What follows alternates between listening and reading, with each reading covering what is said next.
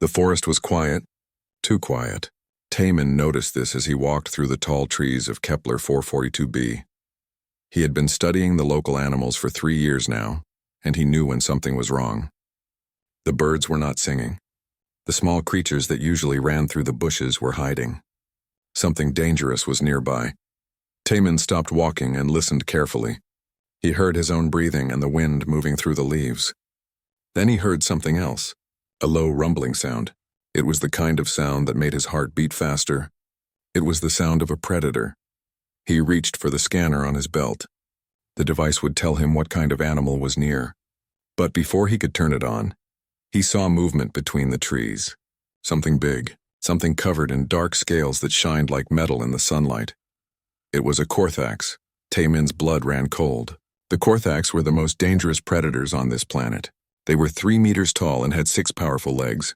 Their scales were harder than steel, and their claws could cut through almost anything. They were smart too.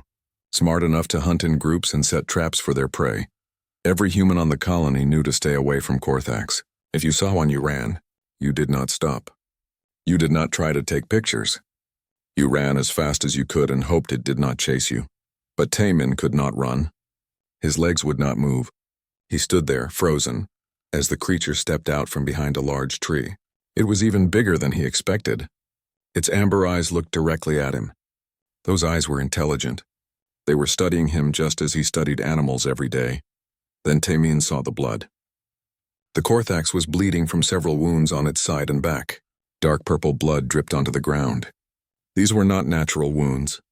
They were clean cuts. Someone had shot this creature with weapons. Probably poachers. They came to this planet illegally to hunt rare animals and sell their parts for money.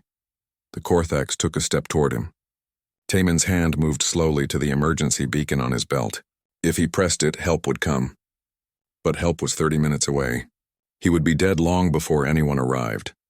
The creature made a sound. It was not a roar or a growl. It was softer, almost like a whimper. The sound confused Taman. Predators did not make sounds like that. Then he saw something move behind the Korthax. 3 small shapes came out from behind the large predator. They were cubs, baby Korthax. Each one was about the size of a large dog. Their scales were lighter in color than their mother's, and they had big eyes that looked around nervously. They made small chirping sounds as they huddled together. The mother Korthax looked at her babies, then back at Taman. She was dying. He could see it now.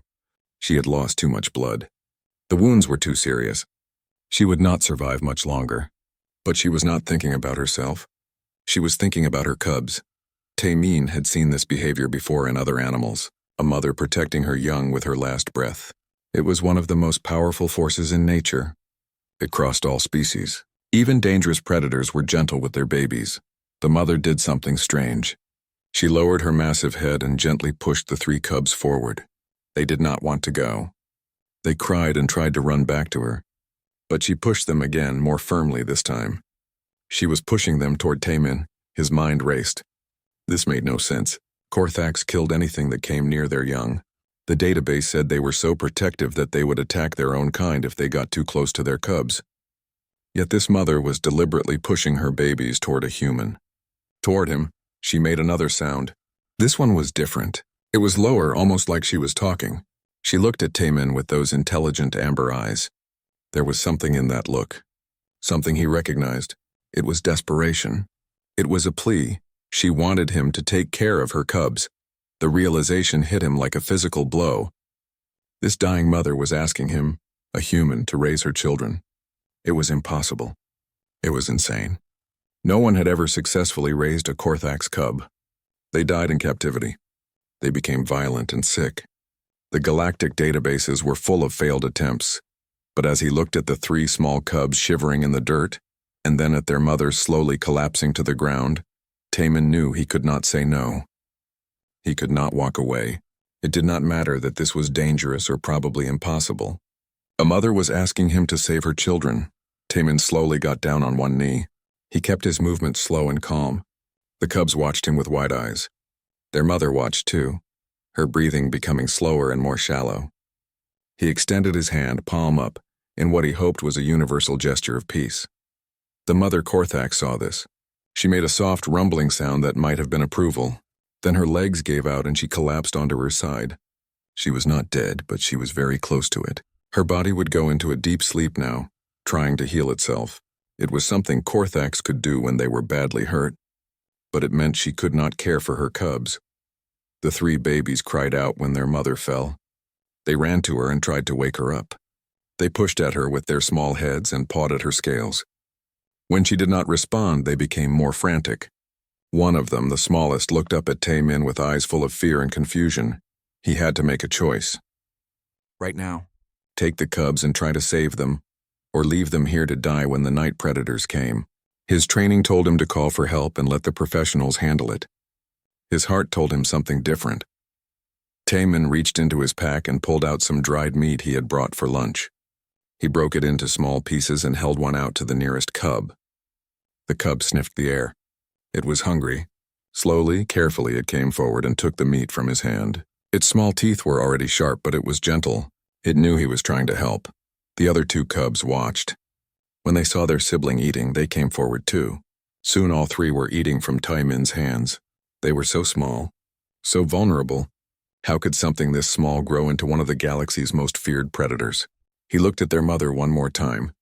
She was still breathing, but barely. Her eyes were closed now. He silently promised her that he would try his best. He did not know if he could keep these cubs alive, but he would try. For her. For them. Taemin carefully scooped up the first cub. It squirmed a little but did not fight. He placed it in his large backpack, making sure its head could stick out the top. Then he picked up the second one and held it against his chest with one arm. The third cub, the smallest one, he held in his other arm. They were heavier than he expected, and warm. He could feel their hearts beating fast against him. They were scared. Of course they were scared. Their mother was dying and a strange creature was carrying them away. "It's okay," Taemin said softly in Korean. "I will take care of you. I promise." The cubs could not understand his words, but perhaps they understood his tone. They stopped squirming and settled against him. One of them made a small chirping sound. It almost sounded like a question. Taemin looked back at the mother Korthax one last time. Then he turned and started the long walk back to his research station. The forest was still quiet around him, but now he carried 3 lives that depended entirely on him. 3 impossible lives that the galaxy said could never be saved. He had no idea what he was doing. He had no plan. All he knew was that he had to try. The walk back to the research station took 2 hours. By the time Taemin arrived, his arms were shaking from carrying the cubs. They had fallen asleep against him, their small bodies warm and trusting. He was terrified of dropping them. His research station was a small building made of metal and glass. It sat alone in a cleared area of the forest. Inside, there were rooms for sleeping, working, and storing equipment. There was also a medical bay where he treated injured animals before releasing them back into the wild. He had never brought home a predator before, especially not 3 baby predators that would grow up to be 3 meters tall and extremely dangerous. Taemin carefully placed the cubs on a soft mat in the medical bay. They woke up immediately and looked around with worried eyes. The smallest one started to cry. It was a heartbreaking sound that reminded him of a human baby crying for its mother. "I know," he said quietly. "I know you miss her, but she wanted you to be safe." He quickly checked the station's database for information about Korthax cubs. What he read made his stomach sink. The database was very clear. Korthax cubs needed specific proteins that were almost impossible to find. They needed exact temperatures or they would die. They became violent if they were stressed. No one had ever successfully raised them away from their mother. Every scientific report said the same thing. It was impossible. These cubs would die within a week, maybe less. Taemin closed the database. He did not care what it said. He had made a promise to their mother. He would find a way. First, he needed to feed them. The dried meat from his pack was gone. The cubs were still hungry and making small whimpering sounds. He went to his food storage and looked at what he had. There was frozen meat from local animals. There were protein bars made for humans. There were vitamin supplements. He decided to try the local meat first. He thawed some in the warmer and cut it into very small pieces. The cubs ate eagerly, fighting over the pieces. They were starving. He kept feeding them until they finally stopped begging for more. Next, he needed to make them comfortable. The database said they needed specific temperatures. but he did not know what temperature their mother had kept them at. He tried different settings on the climate control until the cubs stopped shivering and started to relax. It was warmer than he liked, but if it made them comfortable, he could deal with it. He gave them water in a shallow bowl. They did not seem to know what to do with it at first. He dipped his finger in the water and let them lick it off. After a few tries, they understood. They drank until the bowl was empty. By now, it was late at night. Taman was exhausted. The cubs were tired too. They climbed over each other and curled up in a pile on the mat. But every time he tried to leave the room, they cried. The sound went straight to his heart. He sat down next to them. Immediately, they crawled over to him. They climbed onto his lap and against his chest. One of them put its head on his shoulder. Within minutes, they were asleep again. Taman carefully shifted into a more comfortable position. He could not leave. If he moved, they would wake up and panic. So he stayed there, his back against the wall, 3 alien predators sleeping on him like puppies. It reminded him of his own children, his son and daughter. They had died 5 years ago when raiders attacked their colony. His wife had died too. He had been away on a research trip. By the time he came back, they were gone. He had not been there to protect them. The memory hurt as much now as it did then. He had thrown himself into his work to forget. He had moved to this remote station where he could be alone, where he did not have to see families and remember what he had lost. But now he had 3 small lives depending on him again. 3 babies who needed him. He had failed his own children. He could not fail these cubs. The first week was the hardest. The cubs cried often. They did not understand where their mother was. Taman spent every moment with them. He fed them 6 times a day. He cleaned up after them. He checked their temperature and weight constantly. He barely slept. On the 3rd day, he noticed something. When he talked to them in Korean, they became calmer. It did not matter what he said. They responded to his voice. So he started talking to them all the time. He told them about his research. He told them about Earth, the planet where humans came from. He even sang them old lullabies his own mother had sung to him as a child. The cubs started to respond to specific sounds. When he made a clicking noise with his tongue, they knew it was feeding time. When he hummed, they knew it was time to sleep. They were learning. They were much smarter than the database said they would be. By the 2nd week, the cubs were more active. They wanted to explore. Taman let them walk around the research station, but he watched them carefully. They were curious about everything. They sniffed at equipment. They tried to climb on furniture. One of them got stuck behind a storage cabinet and cried until he rescued it. He needed to tell them apart, so he gave them names. The biggest cub, who was always first to try new things, he called Ash because of the dark gray color of its scales. The middle cub, who was very playful and energetic, he called Spark. The smallest cub, who was quiet and thoughtful, he called Echo because it always repeated what the others did. The cubs started to learn what different sounds meant. When Taemin said their names, they looked at him. When he said no in a firm voice, they stopped what they were doing. Not always, but often enough that he knew they understood. He created activities to keep them busy. He built puzzles out of boxes and containers. He hid food in different places so they had to search for it. He made toys from rope and fabric. The cubs loved these games. They played for hours, wrestling and chasing each other around the station. Taemin noticed they were very social creatures. They did not like being alone. If one cub went into a different room, the others followed. They slept together in a pile. They groomed each other's scales with their small claws. They were a family unit, and he was becoming part of that unit. At night, they still slept with him. He had tried to make them a separate sleeping area, but they refused to use it. They wanted to be close to him, so every night he lay down on a large cushion in the medical bay, and the 3 cubs curled up around him. Ash usually slept against his back. Spark liked to sleep on his chest. Echo would curl up by his feet. It should have been uncomfortable. They were getting bigger every day. Their scales were hard and sometimes poked him. But Taemin did not mind. For the first time in 5 years, he did not feel alone. One morning during the 3rd week, something amazing happened. Taemin was sad that day. It was the anniversary of his family's death.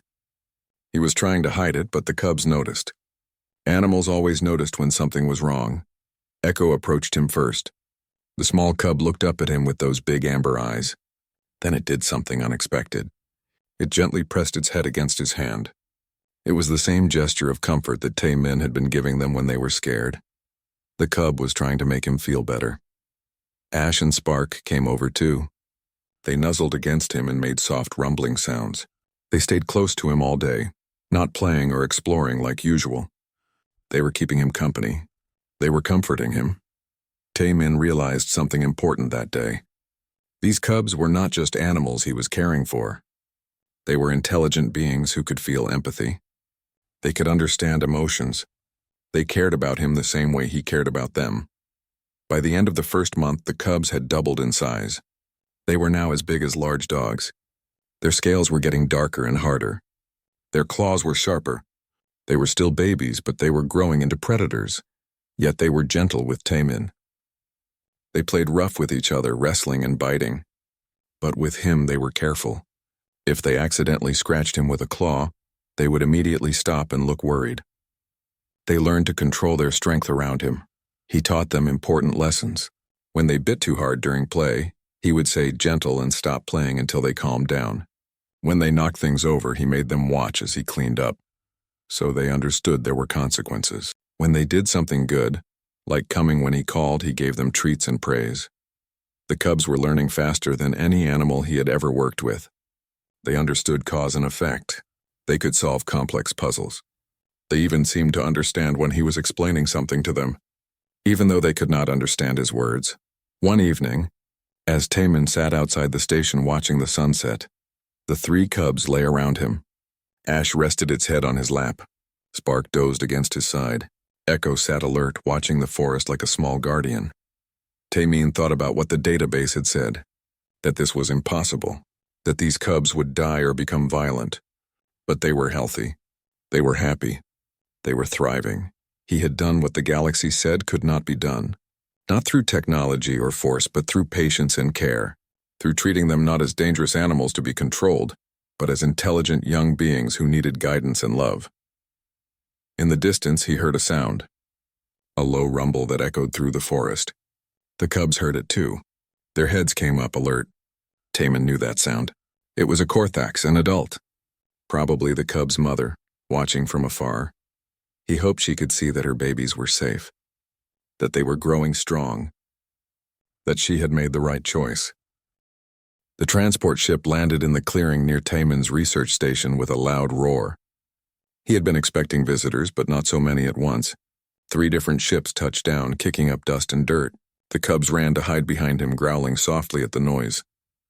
"It's okay," Tae-min said calmly, placing a hand on Ash's head. "Stay close to me." The ship's doors opened and people emerged. Tae-min recognized the uniforms. There was someone from the Galactic Conservation Office, someone from a large corporation, and someone from the military.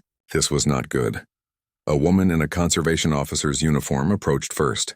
She was Korean like him, with her hair pulled back in a tight bun. Her face was stern and professional. Behind her walked a man in an expensive suit and a military commander with medals on her chest. "Are you Tae-min?" the conservation officer asked. Her voice was sharp and direct. "I am. My name is Jiwoo. I am the chief conservation officer for this sector. We received reports that you are keeping 3 Korthax cubs at this station. Is this true?" "Yes," Tae-min said simply. "Their mother left them with me when she was injured." "That is impossible," Jiwoo said flatly. "Korthax do not leave their young with other species.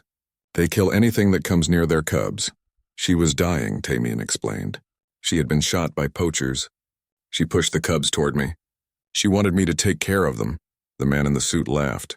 "What a story. Do you expect us to believe that?" "I do not care what you believe," Tae-min replied. "It is what happened." The military commander stepped forward. Her name tag read Hyunji. She looked past Tae-min at the cubs hiding behind him. "Those animals are dangerous. They need to be contained immediately." "They are not dangerous," Tae-min said. "They are babies." "They are predators," Hyunji corrected. "Apex predators that will grow to be 3 meters tall and capable of killing a human in seconds. They cannot be allowed to remain here." Jiwoo pulled out a tablet and began reading from it. "According to Galactic Conservation Law, Korthax are a protected species. No one is permitted to keep them in captivity without proper authorization. You have no such authorization." "I did not capture them," Tae-min argued. "They were given to me." "That makes no difference," Jiwoo said. The law is clear. These cubs must be removed and taken to a proper facility where they can be cared for by trained professionals. There is no proper facility. Taemin shot back. No one has ever successfully raised Korthak's cubs. Every facility that has tried has failed. The cubs died or became sick. The man in the suit spoke up. His name was Dae-hyun, and he worked for Biotech Corporation. Actually, we have been developing new protocols. If you would share your methods with us, we could continue your work at our facility. We would, of course, compensate you for your time and research. Taemin's eyes narrowed. You want to study them? Make money from them. We want to help them, Dae-hyun said smoothly, and advance science at the same time. Think of what we could learn. How to bond with dangerous species. How to train them. The military applications alone would be worth millions. They are not weapons, Taemin said, his voice hard. They are children. They are animals, Hyunji stated. Very dangerous animals that need to be controlled. If your methods work, the military could use them. Imagine soldiers with Korthak's partners. We could save countless lives. By putting these cubs in danger, Taemin stepped in front of the cubs protectively. No, they stay with me. Jiwoo's expression softened slightly. I understand you have become attached to them. But this is not about feelings. This is about what is best for the cubs and for the safety of everyone on this planet. Korthaks are unpredictable. They could turn violent at any moment. They will not, Taemin insisted. You cannot know that, Jiwoo replied. Please be reasonable. We have a transport ready. We can move them safely to a facility where experts can care for them. I am an expert, Taemin said. I am a xenobiologist. I have been studying animals for 15 years, and I have kept these cubs alive and healthy for 2 months, something no one else has ever done. Dae-hyun smiled. Exactly our point. You have done something remarkable. Think of how many other species we could help if we understood your methods. You could be famous, rich. All we ask is that you share your knowledge and give you the cubs for their own good, Dae-hyun added. The argument continued for over an hour. The officials presented their cases. They showed laws and regulations. They talked about safety and responsibility. They offered money and recognition. Taemin refused everything. He would not give up the cubs. Finally, Jiwoo's patience ran out. You are not giving us a choice. Under Section 47 of the Conservation Act, I have the authority to remove protected species from unsafe environments. These cubs are coming with us whether you agree or not. She gestured to 2 officers who had been waiting by the ships. They approached carrying tranquilizer guns. The cubs sensed the threat. They moved in front of Taemin now, placing themselves between him and the strangers. Their small bodies were tense. Low growls rumbled in their throats. Do not do this, Taemin warned. You will scare them. We have no choice, Jiwoo said. She nodded to her officers. Make it quick. One of the officers raised his tranquilizer gun and aimed at Ash. The cub's growl became louder. Spark and Echo joined in, their young voices trying to sound threatening. Stop, Taemin commanded. But he was not talking to the officers. He was talking to the cubs, and he said it in Korean, the language he always used with them.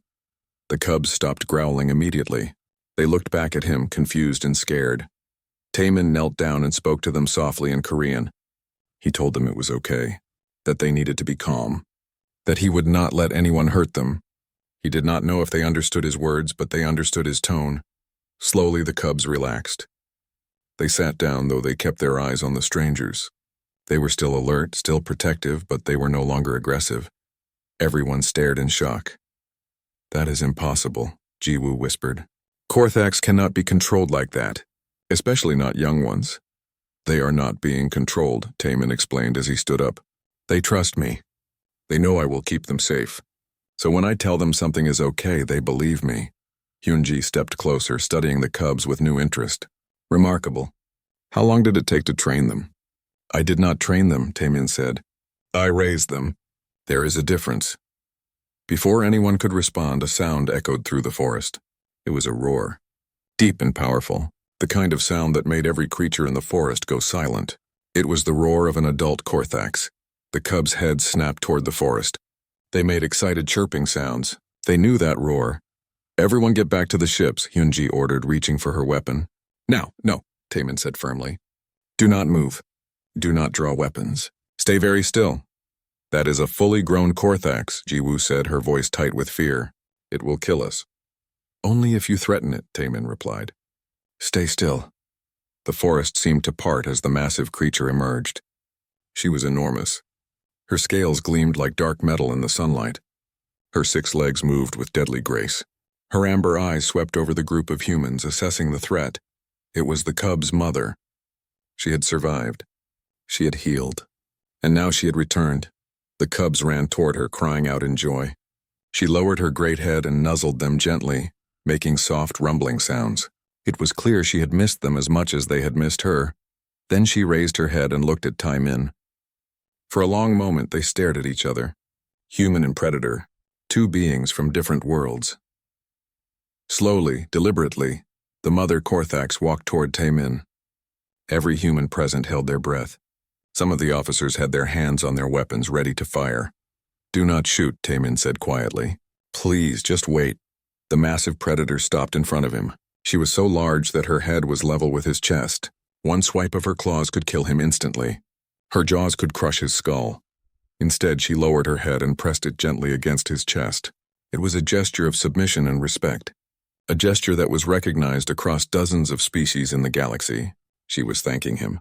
She was showing that she trusted him. Taemin slowly raised his hand and placed it on her scaled head. You are welcome, he whispered. They are beautiful and strong. You should be proud. The mother made a deep rumbling sound that might have been agreement. Then she moved past him and lay down in the dirt. The cubs immediately ran to her, climbing over her massive body, chirping happily. But they kept looking back at Taemin. They wanted him to join them. He walked over and sat down next to the mother's head. She shifted slightly so he could lean against her. The cubs curled up between them, touching both their mother and the human who had raised them. The officials stared in complete silence. They had just witnessed something that should have been impossible. A human sitting peacefully with 4 Korthax predators, the cubs moving freely between their mother and the human, the mother accepting the human as part of her family. Jiwoo slowly lowered her tablet. Her stern expression had changed to one of wonder. I have never seen anything like this, she said softly. Daehyun was already taking pictures with his device. This is incredible. This changes everything we know about Korthax behavior. Hyunji holstered her weapon. She walked closer but kept a respectful. 3 months had passed since that day in the clearing. The research station had changed completely. More buildings had been added. Scientists from all over the galaxy arrived every week to observe Taemin and the cubs. The quiet life he once had was gone, replaced by constant activity and attention. Jiwoo had kept her word. Instead of taking the cubs away, she created a special exception. Taemin could continue raising them, but he had to document everything. Every feeding, every training session, every interaction. The data would be shared with the galactic scientific community. At first, Taemin did not like this arrangement. He did not like having cameras watching him all the time.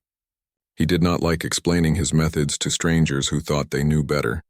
But Jiwoo convinced him that this was important. If his approach worked with Korthax, it might work with other dangerous species. It could change how the entire galaxy thought about predators and prey. So he agreed. And now his small station had become a center for xenobiology research. Scientists called his approach the human method, though Taemin thought that was a silly name. The cubs were growing fast. Ash was now the size of a small horse.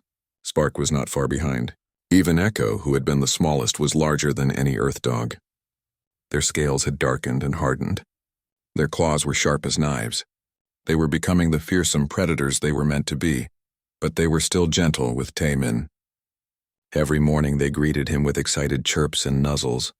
They followed him around the station like giant puppies. They slept curled around him at night, though now there was barely enough room for all of them. Their mother, who Taemin had named Vex, visited every few days.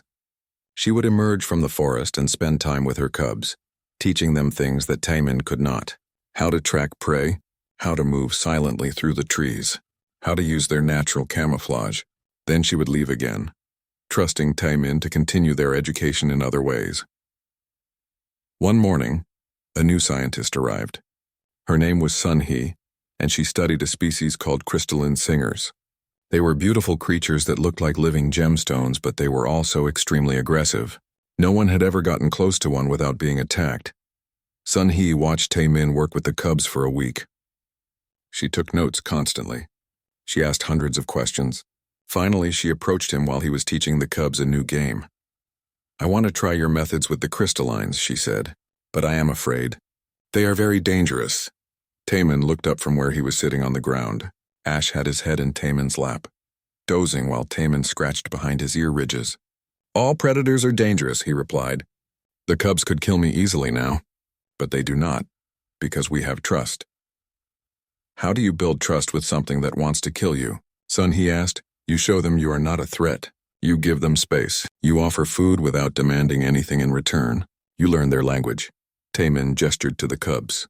"I can tell what they need by the sounds they make. Different chirps mean different things. When Spark makes a high-pitched trill, she is excited. When Ash rumbles low in his chest, he is content. When Echo is silent, something is wrong. But they are animals," Sun Hee said. "They are intelligent beings," Tae-min corrected. "That is the first thing you must understand. They have emotions. They have preferences. They remember kindness and cruelty. If you approach them thinking they are just animals, you will fail." Sun Hee spent another month at the station learning. Then she returned to her own research site. 2 weeks later, Tae-min received a message. Sun Hee had successfully bonded with a crystalline singer. It was the first time in recorded history. She said she could not have done it without learning from him. More scientists came after that. A man named Minho who worked with insectoid hive species. A woman named Bora who studied aquatic predators. A young researcher named Kyung who wanted to understand pack behaviors. They all watched. They all learned. And slowly, they started succeeding with species that were thought to be impossible to work with. The galaxy was taking notice.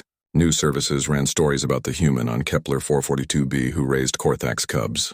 Universities wanted to study Tae-min's techniques. Governments wanted to hire him as a consultant. Dae Hyun from Biotech Corporation returned several times, always offering money for Tae-min's research. Tae-min always refused. He did not want corporations using his methods to make weapons or products. That was not what this was about. One evening, a journalist asked to interview him. The interview would be broadcast across dozens of systems. Tae-min did not want to do it, but Jiwoo convinced him it was important.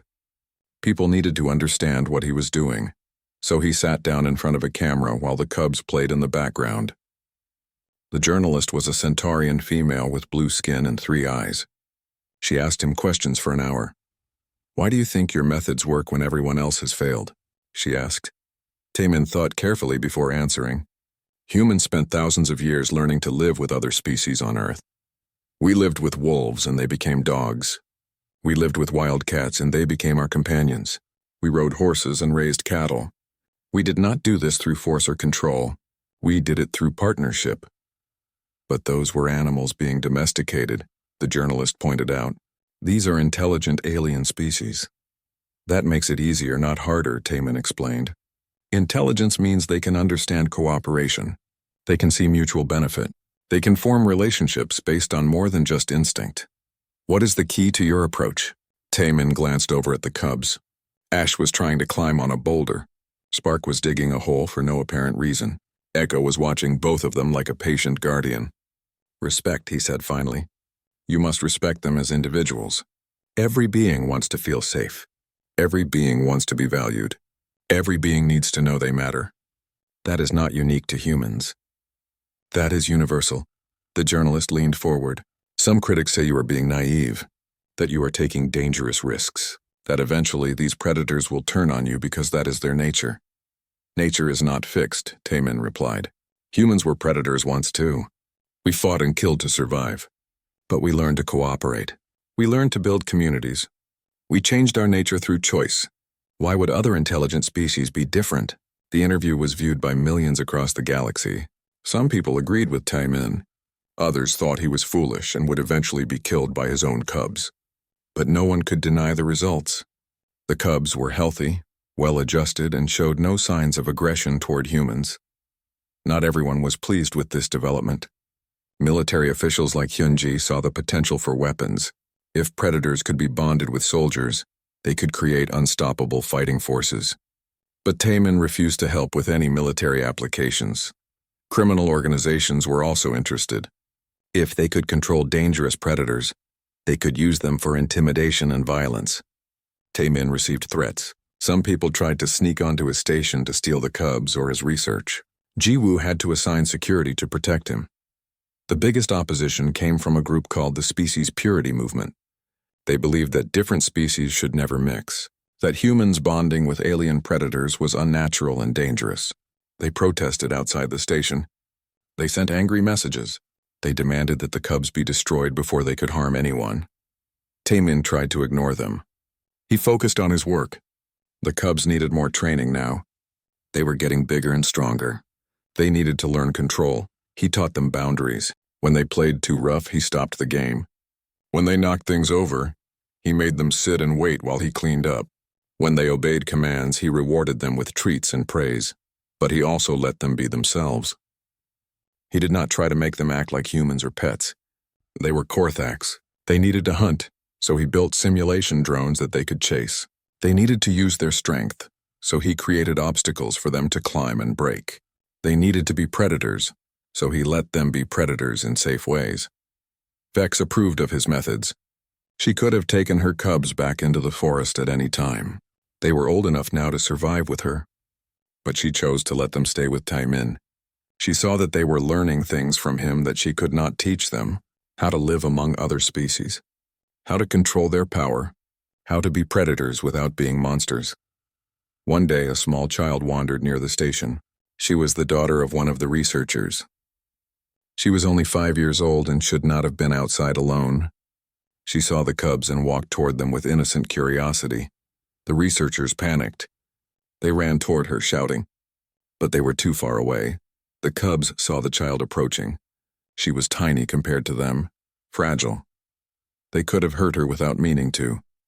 Instead, all 3 cubs lay down flat on the ground. They made themselves as small as possible. They stayed completely still while the child walked up and patted Ash on the head. They did not move until the researchers arrived and pulled the child to safety. After the child was taken away, Taemin went to the cubs and hugged each one. "Good," he told them. "Very good. Gentle and kind, just like I taught you." The incident was captured on security cameras. It spread across The alarm screamed through the research station at 3 in the morning. Taemin jerked awake from where he had been sleeping, surrounded by the cubs. They woke too, immediately alert, growling at the unfamiliar sound. "All personnel, this is not a drill." Jiwoo's voice came through the communication system. "We have incoming hostile ships, raiders. Everyone evacuate to the emergency shuttles immediately." Taemin's blood went cold. Raiders. Here. He ran to the window and looked up at the night sky. He could see lights moving among the stars. Ships. Many ships. They were descending toward the colony. The cubs pressed against him, sensing his fear. Ash made a low, questioning sound. Spark paced nervously. Echo watched him with worried eyes. "It's okay," Taemin said, though his voice shook. "We need to go. Come on." He ran to the communications panel and called Jiwoo. "How many ships?" "At least 20, she replied. Her voice was tight with stress. "They are called the Ravagers. They are slavers and thieves. They are jamming our distress signals. The military will not arrive in time. We need to evacuate now." "What about the animals?" Taemin asked. "The research station has over 50 species being studied. We cannot just leave them." "There is no time," Jiwoo said. "Taemin, please, get to a shuttle." He looked around the station. In the holding areas were dozens of animals that researchers had been working with, small creatures and large ones. Some were injured and healing. Some were babies learning to survive. If they were left behind, the raiders would either kill them or take them to sell. "No," Taemin said firmly. "I will not leave them." "Taemin," he shut off the communicator. The cubs watched him, waiting for direction. Outside, he could hear explosions. The raiders were attacking the colony's defenses. Screams echoed in the distance. He had heard sounds like this before. 5 years ago, when raiders destroyed his first colony. When they killed his family, he had run that time. He had been away, and he had not been there to protect the people he loved. He would not run again. Taemin opened the holding areas and released every animal that could move. "Go," he told them. "Run to the forest, hide." Most of the creatures fled immediately, disappearing into the darkness. but some were too young or too scared. A small bird-like animal with broken wings huddled in the corner. A mammal that looked like a cross between a cat and a lizard had babies that could not walk yet. These could not escape on their own. He started gathering them, putting the small ones in carriers. The cubs helped, gently picking up animals in their mouths and bringing them to Tai Min. They understood what he was doing. They were helping him save lives. The door burst open. Jiwoo stood there with several other researchers. Sun He was with her, and Minho and Bo-Ra, scientists who had learned from Tai Min. They all carried crates and carriers. "You are an idiot," Jiwoo said, but she was smiling slightly. "But you are right. We do not leave them behind." Together, they worked to gather the animals. But there were too many, and time was running out. The explosions were getting closer. Through the windows, they could see fires burning in the colony. Then the doors burst open again. This time it was not friends. 4 raiders stood there armed with weapons. They were different species, all wearing the same black armor. Their leader was a large reptilian creature with yellow eyes. "Well, what do we have here?" The leader hissed. "Researchers. Invaluable animals. The boss will pay well for this haul." The cubs immediately moved in front of Tai Min and the others. They were fully grown now, massive and powerful. Their growls shook the room.